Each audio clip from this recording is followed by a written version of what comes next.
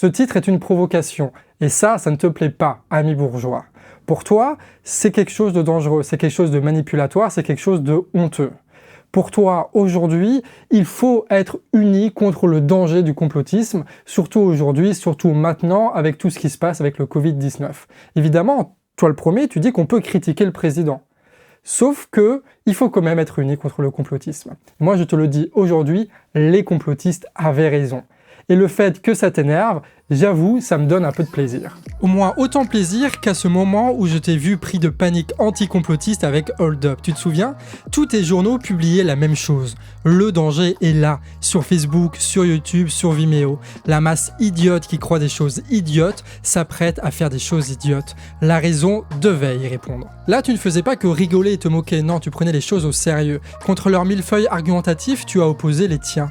Contre leurs experts, tu as bourré tes plateaux télé de costard-cravate. Contre leurs reportages fond noir et violon, tu as diffusé tes reportages tout aussi caricaturaux. Contre leur usage de la peur contre le vaccin, toi tu l'imposes par les flics et les lois. Cette symétrie entre tes actions et les leurs, tu ne la questionnes pas. Pour ça, il faudrait accepter le fait que ce que tu appelles techniques de manipulation pour les uns est en fait les techniques que tu as expérimentées pendant des années dans ta télé pour justifier le libéralisme. Et là, j'avoue, je ne sais pas si c'est par naïveté ou par impuissance, tu envoies les mêmes journalistes qu'on critique et à qui on ne fait absolument pas confiance pour nous faire la morale, pour nous expliquer à quel point les médias sont quelque chose d'incroyable. Et eux, quand ils entrent en guerre contre le complotisme, je crois aussi qu'ils prennent un certain plaisir. Du plaisir parce qu'enfin, Libération a pu prouver qu'on avait besoin d'eux, que leurs médias n'étaient pas morts.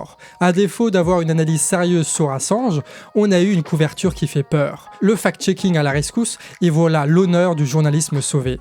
Ça me rappelle la fois où tu t'es pavané aux côtés de Morgan Large, que l'agrobusiness a essayé de tuer. Tu ne fais que saisir les occasions de t'auto-congratuler puisque personne ne le fait pour toi. Tu as digéré Hold Up comme tu as encaissé l'élection de Trump. Dans cette drôle d'obsession perverse qui cultive le mal qui te rend légitime, qui te permet de poser un discours moral sans difficulté. C'est ton traitement médiatique supposé guérir la France du complotisme qui a réussi à transformer un documentaire un peu nul vu par 20 000 personnes ou un documentaire devenu de référence vu par 1 million de personnes. Du sauveur, tu n'aimes que la posture car en réalité tu es la cause du mal que tu prétends combattre. Mais ça, tu refuses de l'admettre, tu refuses de te remettre en question. Et tu fais la seule chose que tu sais faire, blablater à la télé avec tes mots-clés, avec tes concepts foireux et avec ta morale qui nous répugne. En réalité, tu ne comprends pas le complotisme. Pour toi, ce n'est pas un problème politique. La seule chose que c'est un ensemble de biais cognitifs sur des cerveaux que tu juges un peu malades, même si tu ne vas pas le dire comme ça. Et quand tu parles du complotisme, c'est toujours le champ lexical de la guérison et de la santé que tu utilises. Tu vas dans les écoles pour faire de la prévention, tu finances des observatoires, des chercheurs, des journalistes pour enquêter, pour réfléchir sur la question. Car bien sûr, le système de pensée qui légitime ce qui produit des millions de pauvres, une dérive autoritaire et un effondrement d'écologie, ça ne souffre d'aucun biais cognitif, d'aucun besoin d'observatoire indépendant. Tout est sourcé par vos propres articles. À trop user de mots magiques en permanence, tu te rends compte qu'ils perdent de leur valeur. Le complotisme ne fait plus peur. Marine Le Pen ne fait plus peur comme avant Jean-Marie Le Pen faisait peur. C'est pour ça qu'aujourd'hui tu as besoin de Zemmour. En t'appropriant les concepts, tu les rends inopérants. Quand les grands financiers qui possèdent les médias financent la campagne de Macron, qui les enrichit ensuite pendant 5 ans, ça, ce n'est pas du complot, non. Mais quand il s'agit de se moquer des platistes, là, il y a de la production médiatique. Quand les grands de ce monde se rejoignent en secret des jours durant, ce n'est pas pour comploter, non. Ça, c'est juste bon pour ceux qui dénoncent l'influence des États-Unis sur la France. T'es même incapable de parler du procès truqué d'Assange, même lorsque l'un des principaux témoins dit avoir menti contre une immunité judiciaire. Sur les seuls sujets que tu fais de lui, tu ne peux t'empêcher de le présenter comme un journaliste contesté avec ses parts d'ombre, car faute de preuves, tu sèmes le doute comme un bon complotiste que tu es. Même Assange, même ce héros du journalisme, tu l'ignores. Mais on n'oublie pas que le complotisme était pour toi avant la gauche radicale et même Acrimed, et puis tout ce qui t'emmerde en fait et que tu veux condamner sans réfléchir. Chose rendue possible par ton sens du spectacle, crois-tu, mais surtout par la possession médiatique de quelques milliardaires qui acceptent de répéter ton discours. Avec le complotisme, tu as trouvé une belle façon d'être méprisant envers le peuple et la province, et force est de constater qu'on te rend bien la politesse. Ton journalisme se dit indépendant, mais qui peut encore le croire? Tu répètes sans honte que les plans de licenciement de masse sont là pour sauvegarder l'emploi. Tu nous chantes les louanges de l'Europe et tu nous effraies avec la dette et les agences de notation bidon comme un bon chien de garde. Quand tu décryptes, c'est pour nous expliquer pourquoi le fait de nous faire encore taxer, taper et trahir est une absolue nécessité. Ta télé et tes journaux, c'est la peur, le doute, la manipulation qui aboutit toujours aux mêmes conclusions. C'est pour ça qu'entre toi et Hold Up, je ne vois qu'une seule différence, l'esthétisme. Sauf que toi, tu mets toute ton énergie pour condamner une vidéo sur internet, mais tu ne remets même pas en question 40 ans de propagande dans l'ensemble des médias publics et privés qui renvoient à toutes les mêmes informations et les mêmes idéologies. Ce manque total de mesures, c'est aussi quelque chose qui te caractérise. Des enquêtes révoltantes et quotidiennes de Mediapart, tu n'en fais rien. Tu préfères inviter l'armée pour propager la vérité. Tu nies l'existence même du monde diplomatique comme celle de tous les médias qui ne sont pas sous le contrôle de tes milliardaires. Tu prônes l'indépendance sérieusement, mais tous tes journaux se ressemblent. C'est des copies-collées de l'AFP nuancées par la violence raciste de vos éditocrates millionnaires. Dans les rédactions, vous êtes les mêmes. Même couleur, même porte-monnaie, même quartier. Le séparatisme, en réalité, c'est vous. Vous avez été incapable de créer de la pensée, de la réflexion. Vous êtes tombé dans tous les pièges, de Twitter à la formation en continu, des milliardaires à l'embourgeoisement, tout en restant dans votre arrogance. Si nos complotistes expliquent tout par Bill Gates, vous n'expliquez rien. Vous relayez la bêtise en rendant toxique le débat, en rendant imbuvable la politique, en répétant en boucle que tout est plus compliqué et qu'au final, il va falloir payer. Vous avez descendu volontairement et stratégiquement le niveau politique au fond des égouts et vous vous plaignez aujourd'hui de l'odeur. Vous êtes des enfants inconséquents, définitivement bouffés par vos propres contradictions. Ce que toi, tu appelles complotisme, moi j'appelle ça ton échec. Tu crois subir une grande injustice de la bêtise populaire, tu ne fais que payer l'addition de 40 années de bêtises. Tu crois vraiment mener un combat anticomplotiste, mais en réalité, tu ne fais que essayer de régénérer ta légitimité que tu as perdue pour essayer de maintenir tes privilèges. Mais en réalité, on va se le dire entre nous, c'est pas le complotisme que tu trouves dangereux, c'est le fait que tu perdes le contrôle de la société. Tout était pourtant réglé, L'alternance entre le libéralisme rose et bleu, entre Macron 1 et Macron 2, entre Bush, Obama, Trump et maintenant Biden. La radicalité écologiste sera récupérée en discours verdissant, la marginalité queer en pink-washing humiliant et l'injustice sociale masquée sous une haine du pauvre que tu orchestres si habilement. Mais bien sûr, ce n'est pas du complot et là-dessus, on est d'accord, c'est juste ta bourgeoisie qui se met en marche pour les élections présidentielles. Et vu que tu apprends de tes erreurs, tu n'inviteras plus Bégodeau. Tu cracheras sur tout ce qui te remet un petit peu en question et calmera la poussée révolutionnaire avec quelques bons chiffres et morale distillée le long de tes interminables émissions et allocutions. Si crise historique il y a pour l'humanité, tu protégeras tout de même tes patrons des conséquences. Oh non, jamais tu ne titreras sur leur fortune, non. Et tu le fais en toute indépendance, nous dis-tu? Eh bien sache que c'est précisément pour ça qu'on ne t'écoute plus. Alors tu m'excuseras, amis bourgeois et zététiciens, de ne jamais mépriser ce que tu appelles le complotisme. Jamais je ne crierai au loup avec toi. Mais ne crois pas que tu me coinceras dans tes caricatures.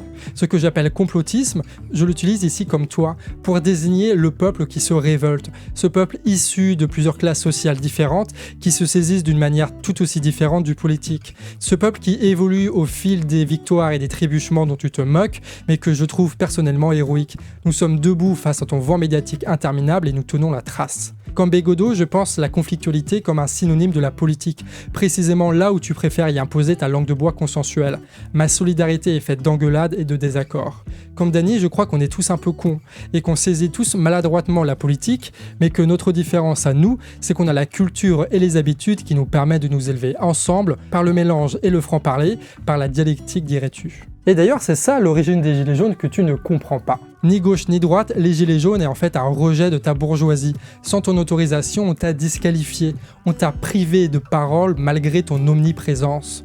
C'est notre manière à nous de nous réapproprier les biens communs dont tu nous as dépossédés. Le conspirationnisme est une première tentative, une première espérance de te mettre à nu. De là vient d'ailleurs ta légitime panique. Toujours, je serai du côté de la conflictualité, du débat et de la joie et de la colère aussi.